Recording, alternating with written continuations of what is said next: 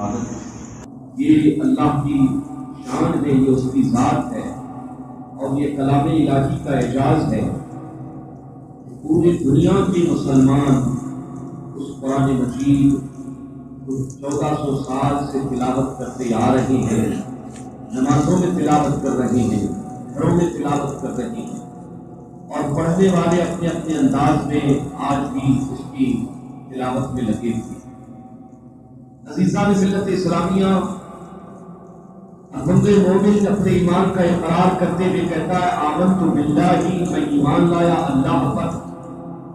وملائکتہ، اور اس کے فرشتوں پر، وکتبہ، اور اللہ نے آسمان سے جتنی کتابیں نازل فرمائی ان تمام کتابوں پر ایمان لائے۔ قرآن مجید ضابطۂ زندگی ہے، ضابطۂ بندگی ہے، مسلمانوں کی کامیابی اور کامرانی کا راز قرآن ہے۔ قرآن مجید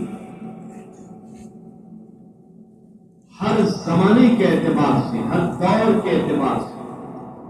ہر زمانے کی ضرورت انسانوں کی، صرف مسلمانوں کی نہیں، انسانوں کی ہر ضرورت کی طرف رہبری اور رہنمائی کرتے ہوئے نظر آتا ہے۔ آپ غور کریں کہ تاجدار کائنات صلی اللہ تعالی علیہ وسلم صحابہ کرام کے درمیان ارشاد فرما رہے ہیں کہ میرے صحابہ، میری امت کو یہ پیغام دو کہ قرآن مجید کے حوالے سے تم پر 5 احکامات، 5 حقوق لازم ہیں۔ قرآن کی 5 حقوق ہر مسلمان پر لازم ہے۔ دور حاضر میں قرآن مجید کے حوالے سے قوم مسلم اکثر اور بیشتر علاقوں کے اعتبار سے بات ہو رہی ہے کہ قرآن مجید کی تلاوت اور اس کے پڑھنے کے حوالے سے اسلام اور مسلمانوں کا کیا حال ہے وہ کسی پر پوشیدہ نہیں ہے۔ ہر گھر میں اللہ نے مسلمانوں کی جسمانی، روحانی، دنیاوی، اخروی ہر پریشانی، ہر مشکل کا حل ہمیں عطا فرمایا ہے، لیکن مسلمانوں کی غفلت کا یہ عالم ہے کہ اکثر اور بیشتر رمضان کریم میں قرآن مجید کھلتا ہے اور رمضان کریم میں قرآن مجید ختم ہو جاتا ہے۔ اور کچھ تو ایسے بھی ہیں دنیا میں اتنے مگن ہو چکے ہیں، دنیاوی اقتدار کے پیچھے، کرسیوں کے پیچھے، عہدوں کے پیچھے اس قدر بھاگ رہے ہیں کہ قرآن مجید گھر میں رکھا رہتا ہے، اس پر جو غلاف چڑھتا ہے 4 5 سال تک جو اس غلاف کو اتارنے کے لیے دھول مٹی جم جاتی ہے، اتنی بھی کسی کے پاس فرصت نہیں رہتی ہے، اور بات جو ہے کرتے ہیں سنیت کی اور اسلام اور مسلمانوں کی۔ تاجدار کائنات صلی اللہ علیہ وسلم نے ارشاد فرمایا میرے صحابہ، میری امت کو بتا دینا کہ قرآن مجید اگر تمہارے گھروں میں ہے اور اس کا کوئی پڑھنے والا نہیں، اس کا کوئی قرأت کرنے والا نہیں، اس قرآن کا اگر کوئی تلاوت کرنے والا نہیں، اگر میری امت قرآن سے غافل ہو جائے، گھر میں صرف وہ نسخہ برکت سمجھ کر رکھا جائے، تو میری امت کو بتا دینا کہ اللہ سبحانہ و تعالیٰ تمہیں تباہیوں اور بربادیوں کی طرف لے کر جائے گا۔ عزیزان ملت اسلامیہ، حضور فرماتے ہیں میرے صحابہ، میری امت کو بتا دینا کہ جس گھر میں قرآن ہو اور اس کا کوئی تلاوت کرنے والا نہ ہو، وہ گھر نہیں رہتا بلکہ قبرستان بن جاتا ہے، قبرستان کی وحشتیں آ جاتی ہے، قبرستان جیسا عذاب، رحمت کے فرشتے وہاں سے دور ہو جاتے ہیں، شیطان ایسے گھروں سے قریب ہو جاتا ہے۔ عزیزان ملت اسلامیہ، قرآن مجید کے حوالے سے اللہ کے رسول ہمیں پوری امت کو 5 حقوق بتا رہے ہیں۔ پہلا حق قرآن کا کیا ہے؟ آمنت باللہ وملائکتہ وکتبہ، ایمان لا، زبان سے اقرار کرنا اور دل سے تصدیق کرنا، دل سے ماننا کہ یہ اللہ کی کتاب ہے اور یہ آخری کتاب ہے۔ جس طرح نبیوں کے بعد، ہمارے نبی کے بعد، احمد مصطفیٰ محمد رسول اللہ کے بعد کوئی نبی نہیں آئے گا، ایسے ہی بڑی نوع انسانیت کی ہدایت کے لیے قرآن مجید کے بعد اب کوئی دوسری آسمانی کتاب نہیں آنے والی ہے۔ قرآن کا حرف حرف اللہ کی طرف سے ہے، لا تبدیل لکلمات اللہ۔ قرآن کل بھی محفوظ تھا، آج بھی محفوظ ہے، اور قیامت تک قرآن محفوظ رہے گا۔ اللہ نے قرآن مجید کی حفاظت کا ذمہ اپنے ذمہ کرم پہ لے لیا ہے۔ انا نحن نزلنا الذکر وانا لہ لحافظون۔ اے محبوب، قرآن ہم نے اتارا ہے، اور اے محبوب اس کی حفاظت ہم اپنے ذمہ کرم پر لیتے ہیں۔ قرآن کا پہلا حق یہ ہے کہ ایک مسلمان کو چاہیے کہ وہ زبان سے اقرار کرے اور دل سے مانے، تصدیق کرے کہ یہ اللہ کی کتاب اور اس میں کوئی کمی و بیشی نہیں۔ جیسا قرآن عہد رسالت میں نازل ہوا تھا، آج اسی شکل صورت میں قرآن مجید مسلمانوں کے گھر گھر میں موجود ہے، ہر مسجد میں موجود ہے۔ تو پہلا قرآن کا حق یہ ہے کہ اسے مانا جائے، اور دوسرا حق اللہ کے رسول فرماتے ہیں، دوسرا قرآن مجید کا حق یہ ہے کہ قرآن مجید کی تلاوت کی جائے ایسے جیسے قرآن مجید کی تلاوت کرنے کا حق ہے۔ آپ سوچیں کہ حضور فرماتے ہیں کعبے کو دیکھنا عبادت ہے، ماں باپ کے چہرے کو دیکھنا عبادت ہے، ایسے ہی کائنات میں اللہ نے ایک کتاب ہمیں ایسی عطا فرمائی ہے کہ جسے صرف دیکھ لے، اگر کوئی محبت سے دیکھ لے تو عبادت میں اس کا دیکھنا شمار کیا جائے، اس کے نامہ اعمال میں نیکی لکھ دی جائے۔ قرآن مجید کو کوئی اگر دیکھتا ہے، ایک بندے مومن جب محبت سے دیکھتا ہے، پیار سے دیکھتا ہے، اللہ تبارک و تعالیٰ اس دیکھنے کو بھی عبادت قرار دیتا ہے۔ جس قرآن کا دیکھنا عبادت ہے، جس قرآن کا چھونا عبادت ہے، اس قرآن مجید کی تلاوت کا پھر عالم کیا ہوگا؟ عزیزان ملت اسلامیہ، قرآن مجید کو چھونے کے اور تلاوت کرنے کے حوالے سے اس کے احکامات اور اس کے حقوق بھی اللہ کے رسول صلی اللہ تعالیٰ علیہ وسلم نے اور قرآن کریم نے ہم تک پہنچائے ہیں۔ اللہ سبحانہ و تعالیٰ ارشاد فرماتا ہے، لا یمسہ الا المطہرون، کہ خبردار یہ میری کتاب ہے، بغیر طہارت کے اور بغیر وضو کے کوئی قرآن مجید کو نہ چھوئے۔ قرآن مجید کو چھونے کے لیے پہلے وضو کرنا ضروری ہے، اور اس کے بعد قرآن مجید کی تلاوت کی آداب اللہ کے رسول صلی اللہ تعالیٰ علیہ وسلم نے ہمیں عطا فرمائی ہے۔ جب بندے مومن، حضور فرماتے ہیں کہ جب بندے مومن، اللہ کا کوئی بندہ اگر گھر میں قرآن مجید کی تلاوت کرتا ہے تو اس قرآن مجید کی تلاوت کو سننے کے لیے اللہ کے رحمت کے فرشتے آتے ہیں، اور اس کے ارد گرد بیٹھ کر جب تک وہ قرآن پڑھتے رہتا ہے اس کی تلاوت کو سماعت کرتے رہتے ہیں۔ عزیزان ملت اسلامیہ، تاجدار کائنات صلی اللہ تعالیٰ علیہ وسلم مستحب ہے، یہ سنت طریقہ ہے، بہتر یہ ہے کہ قرآن مجید پڑھتے وقت قبلہ رخ بیٹھا جائے۔ قبلہ رخ امام نووی نے التبیان کی آدابیہ عمل القرآن میں قرآن مجید کی تلاوت کی آداب ہمیں سکھائے ہیں کہ قرآن مجید کو جو ہے باوجود جو ہے قرآن کو چھو لینا چاہیے، اور اس کے بعد قرآن مجید کو دیکھ کر پڑھنا، اور ایک ہے بغیر دیکھے پڑھنا۔ قرآن مجید کو دیکھ کر پڑھنے میں زیادہ ثواب ہے، کہ دیکھنے کا بھی ثواب مل رہا ہے، اسے چھونے کا بھی ثواب مل رہا ہے، اور ادب و احترام کے ساتھ قرآن مجید کی اقرأ القرآن بالحروف العرب، جیسے اہل عرب قرآن کو پڑھتے ہیں ایسے پڑھا کرو۔ آج قرآن مجید کی تعلیم کے حوالے سے کسی پر تنقید کرنا مقصود نہیں ہے، اپنا اپنا مواخذہ کر لے۔ ہمیں کچھ زیادہ ہی دنیا کی سوچ رہی ہے، دنیاوی معاملات کے حوالے سے ہمیں کچھ زیادہ فکر ہو گئی ہے، لیکن جو قرآن ہماری بخشش کا، ہماری دنیا اور آخرت کی بخشش کا ضامن ہے، اس قرآن مجید کے حوالے سے ہماری بے تنائی کتنی بڑھ چکی ہے، اس کا آج ہمیں اور آپ کو مواخذہ کرنا ضروری ہے۔ عزیزان ملت اسلامیہ، تاجدار کائنات صلی اللہ علیہ وسلم ارشاد فرماتے ہیں کہ جس گھر میں قرآن ہو اور اس کو کوئی پڑھنے والا نہ ہو، وہ قرآن اللہ کی بارگاہ میں شکایت کرتا ہے، وہ قرآن پر دعا کرتا ہے، اے اللہ میرے بندوں نے مجھے ویران کر دیا ہے، ان کے گھروں کو تو ویران کر دے، ان کے دلوں کو تو ویران کر دے۔ تاجدار کائنات صلی اللہ تعالیٰ علیہ وسلم ارشاد فرماتے ہیں قرآن کا دوسرا حق یہ ہے کہ اس کی تلاوت کی جائے جیسے تلاوت کرنے کا حق ہے، اور پھر تیسرا قرآن کا حق حضور ارشاد فرماتے ہیں، قرآن مجید کا تیسرا حق یہ ہے کہ قرآن مجید کو سمجھ کے پڑھا جائے۔ ترجمے تو ہو چکے ہیں، لیکن کوئی اگر یہ سمجھتا ہے کہ میں صرف قرآن کا ترجمہ پڑھ کے سمجھ لوں گا تو میاں قرآن کوئی بال بھارتی بھی کتاب ہے نہیں،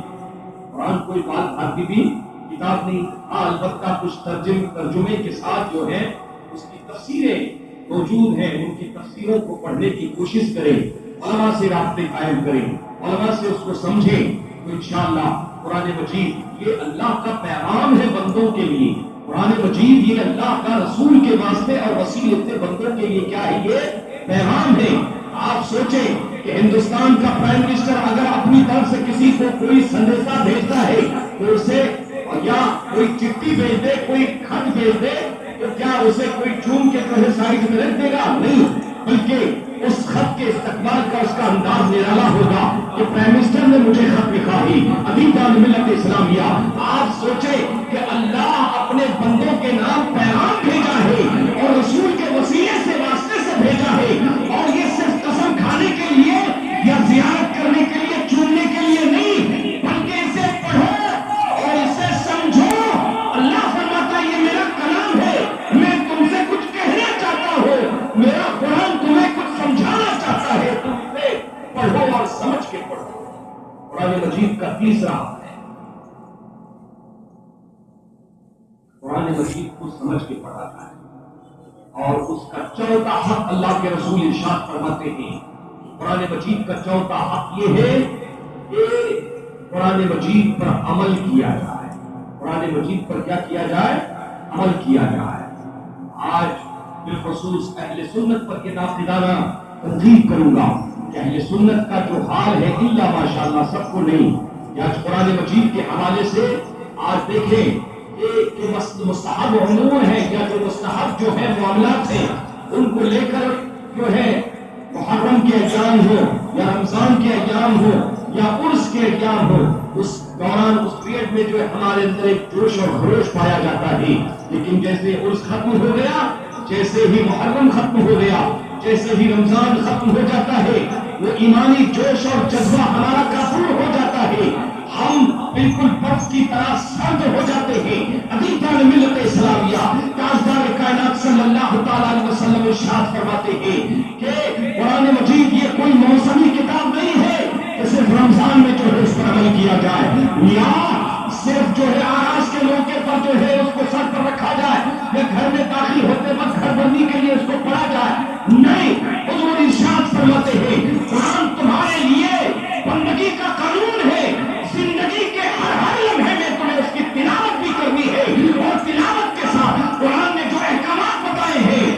جو حرام ہے اس سے بچنا چاہیے، شراب حرام ہے تو شراب سے بچنا چاہیے، نشہ حرام ہے تو اس سے بچنا چاہیے، نشہ پلانا حرام ہے اس سے بچنا چاہیے، نشہ بیچنا حرام ہے اس سے بچنا چاہیے، ماں باپ کی توہین کرنا حرام ہے اس سے بچنا چاہیے، علماء کی توہین کرنا حرام ہے، اور سادات کی توہین کرنا حرام ہے، بڑے پڑوسیوں کے حقوق مارنا حرام ہے، ایک دوسرے کی پراپرٹی کو ضبط کرنا حرام ہے۔ عزیزان ملت اسلامیہ، قرآن صرف تلاوت کی کتاب نہیں ہے، قرآن نے ہماری زندگی کے ہر لمحے کا قانون ہمیں عطا فرمایا ہے، تو قرآن کے حقوق میں سے چوتھا حق یہ ہے کہ قرآن کہتا ہے بڑوں کا احترام کرو تو احترام کرنا چاہیے، چھوٹوں پر شفقت کرو تو شفقت کرنا چاہیے۔ عزیزان ملت اسلامیہ، قرآن کو ہمیں سمجھنے کی ضرورت ہے، قرآن آئین زندگی ہے، قرآن مصطفیٰ جان رحمت صلی اللہ تعالیٰ علیہ وسلم کا معجزہ ہے۔ آج ہمارے مکتبوں میں، آج ہمارے مدرسوں میں، آج ہمارے انجمنوں میں قرآن کی تلاوت کا جو ہے، یا قرآن جب بچے سیکھنے جاتے ہیں تو معمول کیا ہوتا ہے، 50-100 روپئے استاد کو دیے جاتے ہیں، کسی دن طالب علم پہنچ رہا ہے، کسی دن نہیں پہنچ رہا ہے۔ عزیزان ملت اسلامیہ، ختم قرآن جب ہوتا ہے، دعائے ختم قرآن کے وقت مٹھائی پیش کی جاتی ہے، دعا کی جاتی ہے، بعد میں معاملہ ختم ہو جاتا ہے۔ نہیں عزیزان ملت اسلامیہ، یہ ساری خرابیاں جو ہے معاشرے میں، اس کی بنیاد جو ہے یہ ہماری انجمن اور ہمارے مکاتب ہے۔ اگر یہاں قرآن مجید کی تعلیم کے حوالے سے ہم بنیادی طور پر زور دیں گے تو انشاءاللہ جو بچہ قرآن مجید پڑھ رہا ہے، اگر وہ قرآن کے احکامات کو بھی سمجھے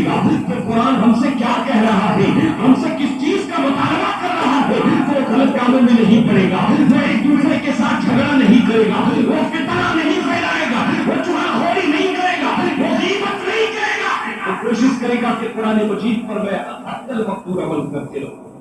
قرآن مجید کے 4 حق ہو گئے، لوگ آسان سمجھتے ہیں مسلمان ہونا۔ عزیزان ملت اسلامیہ، اللہ کے رسول فرماتے ہیں قرآن مجید کا پہلا حق کہ اس پر ایمان لایا جائے اور اس کی تلاوت کی جائے۔ یہ آداب کعبہ شریف کی طرف جو ہے، مسجد میں بھی جو ہے قرآن مجید کے پڑھنے کے، اور گھروں میں اس کے آداب بھی بتائے، یہاں تک بتایا گیا کہ اگر کوئی قرآن مجید مسجد میں بلند آواز سے اگر بغل میں آ کے کوئی نمازی کھڑا ہو جائے اور نماز پڑھ رہا ہے تو قرآن پڑھنے والے کے لیے حکم ہے کہ اپنی آواز کو پست کر لے، تاکہ اس کی عبادت میں اگر تنہا ہے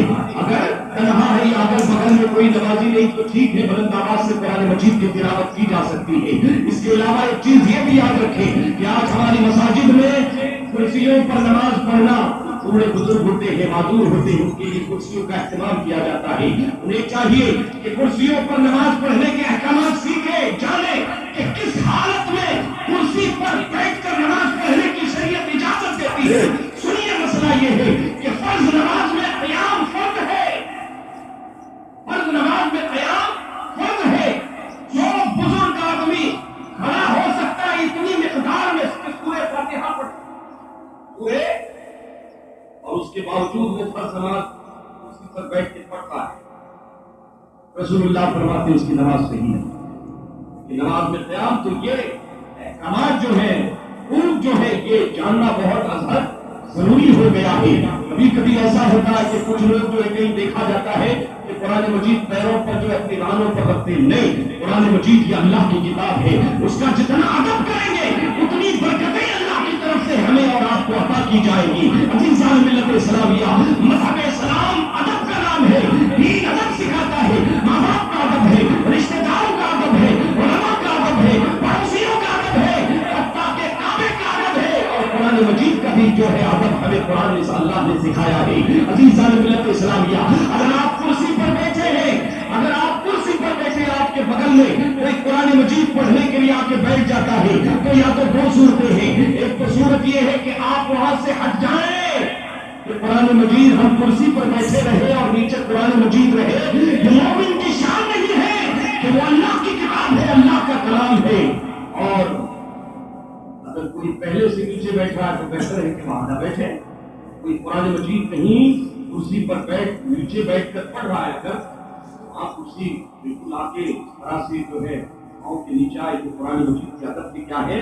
منافی ہے۔ تو تاجدار کائنات صلی اللہ تعالیٰ علیہ وسلم نے ہمیں قرآن کے آداب بتائے ہیں، قرآن کے احکامات بتائے ہیں کہ قرآن تو بہت دور کی بات ہے۔ مذہب اسلام نے یہ تصور دیا ہے کہ ہندی کا پرچہ، انگریزی کا پرچہ جب زمین پہ گرا ہوا ہے تو اسلام تعلیم یہ دیتا ہے کہ اگرچہ وہ ہندی یا انگریزی ہے لیکن وہ علم ہے، علم کا ادب کرنا ضروری ہے۔ یہ جائے کہ اللہ کا قرآن،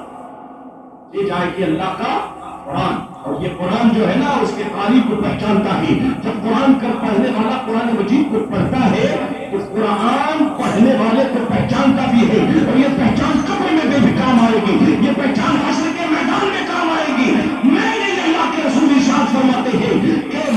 آدمی مر جاتا ہے قبر میں پہنچنے سے پہلے، اس سے پہلے کہ اسے 4 کاندھوں پر قبر میں پہنچایا جائے، قرآن کا قاری ہے، اگر قرآن کا پڑھنے والا ہے، بعد میں اس کا جنازہ قبرستان میں پہنچتا ہے، پہلے قرآن مجید پہنچ جاتا ہے اور اللہ کی بارگاہ میں عرض کرتا ہے، مولا میرا وہ بندہ تیری بارگاہ میں آ رہا ہے جو مجھے تلاوت کرتا رہا ہے اور جو مجھے ذلت کرتا آ رہا ہے، اے اللہ میں اس کا سفارشی بن کر تیری بارگاہ میں آیا ہوں، قبر میں اسے آرام عطا فرما دے۔ اسی طرح حضور فرماتے ہیں کہ حشر کے میدان میں اللہ سبحانہ و تعالیٰ کا یہ قرآن سفارشی بن کے حاضر ہوگا اور مولا کی بارگاہ میں عرض کرے گا، مولا تیرا بندہ مجھے پڑھتا رہا ہے، اس کا سفارشی بن کر آیا ہو، اسے بے حساب جنت میں داخل فرما دے۔ عزیزان ملت اسلامیہ، تاجدار کائنات صلی اللہ علیہ وسلم کے صحابی حضرت ابن حذیفہ حضور کے ایک بار میں قرآن مجید کی تلاوت کرنے بیٹھے تھے، تلاوت کرتے کرتے اچانک جانتے کہ جب وہ تلاوت کر رہے تھے انہوں نے اپنے سر پر دیکھا کہ ایک سائبان ہے اور پندی نور کی پندی میں جیسے روشنی جو ہے، تو جب قرآن بھی پڑھ رہے ہیں زور سے، بہت اچھے قاری تھے وہ، قرآن بڑا طریقے سے پڑھتے تھے، بڑی اچھی آواز تھی، ان کا بغل میں گھوڑا جو ہے گھوڑا باتوں کو کودنے لگا بلکنے لگ گیا. تو ڈر گئے کہ گھوڑا اچانک پھر قرآن مجید کی تلاوت رک گیا, پھر تلاوت کرنے لگ گیا, پھر گھوڑا جو ہے کودنے لگ گیا. پھر آپ نے تلاوت جو ہے بغل میں ان کا بیٹا حضرت یحییٰ, ان کے بیٹے حضرت یحییٰ صحابی رسول ہیں, وہ چھوٹے تھے, وہ پنجرے میں تھے, اور اس خیال سے اٹھے کہ میرے گھوڑا کہیں میرے بیٹے کو نقصان نہ پہنچا دے. جا کے انہوں نے اپنے بیٹے کو اٹھایا اور رسول اللہ کی بارگاہ میں دوسرے دن حاضر ہوئے. بس کرتے ہیں یا رسول اللہ, کل میرے ساتھ ایسا واقعہ ہوا کہ جب میں قرآن پڑھ رہا تھا میں نے دیکھا کہ میرے سر پر سائبان ہے اور نور کی ایسی قطار ہے, اتنی روشنی میں نے اپنی زندگی میں ایسی روشنی نہیں دیکھی. اور گھوڑا لٹکنے لگ گیا, میں اٹھ گیا. حضور نے 3 مرتبہ ارشاد فرمایا کہ ابن حذیر تمہیں قرآن پڑھنا چاہیے تھا, چھوڑنا نہیں چاہیے تھا. ابن حذیر تمہیں تلاوت روکنی نہیں چاہیے تھی. پوچھا یا رسول اللہ کیا معاملہ ہے؟ کیا معاملہ ابن حذیر یہ ہے کہ جب تو قرآن پڑھ رہا تھا تو تیری قرآن کی قرأت کو سننے کے لیے اللہ نے آسمان سے فرشتوں کی فوج اتار دی تھی. تو قرآن پڑھ رہا تھا, فرشتے تیری قرأت کو سن رہے تھے. عزیزان ملت اسلامیہ, قرآن مجید کے حوالے سے ہماری بے اعتنائی حد تک پہنچ چکی ہے, انتہا تک. آج اگر ہندوستان یا پوری دنیا میں مسلمانوں پر جو ظلم و ستم وہ اغیار کو چھوڑے, پہلے ہمیں اپنا مواخذہ کرنا ضروری ہے کہ ہم کس لائق ہیں, ہماری مذہبی پہچان کیا ہے. آج عہدوں پر مر مٹنے والوں ابھی اپنا یہ بھی مواخذہ کرو, سمجھ میں آئے گا. عزیزان ملت اسلامیہ, گھر میں قرآن ہے تو اسے کھولو, اسے پڑھو. اگر نہ پڑھو گے تو یاد رکھنا حضور فرماتے ہیں کہ گھر میں قرآن ہو اور اسے کوئی نہ پڑھے تو وہ گھر نہیں رہتا, قبرستان بن جاتا ہے. اور پھر بھاگتے ہیں بابا کے پاس, درگاہ کے پاس, ہے نا, بابا کوئی کچھ نہیں کرنے والا, بابا کوئی کچھ کرنے والا نہیں. جب اللہ سبحانہ و تعالیٰ کسی کو مسلط کر دیتا ہے تو بابا بھی ٹھکانے پہ لگ جاتے ہیں اور مزارات والے اولیاء بھی خاموش ہو جاتے ہیں. اللہ فرماتا ہے کتنا بھاگے گا, تجھے پلٹ کر میری بارگاہ میں آنا ہے. عزیزان ملت اسلامیہ, آج ہمارا مزاج یہ ہو گیا ہے کہ بس لمحوں میں منٹوں میں جنتیں تقسیم کر رہے ہیں, جیسے ہم نے سمجھ لیا ہے کہ جنت ہمارے باپ کے گھر کی جاگیر ہے. نہیں, جنت اللہ کا گھر ہے, جنت کسی کی پراپرٹی نہیں ہے. اور جنت کے داخلے کے لیے اللہ نے اصول بتائے ہیں. ان اصولوں کی اگر کوئی پامالی کرے گا اور سوچے گا کہ نہیں ہم تو سنی ہے, ہم تو بابا درگاہ پہ جاتے عروس کرتے, بابا کچھ نہیں ہونے والا. بابا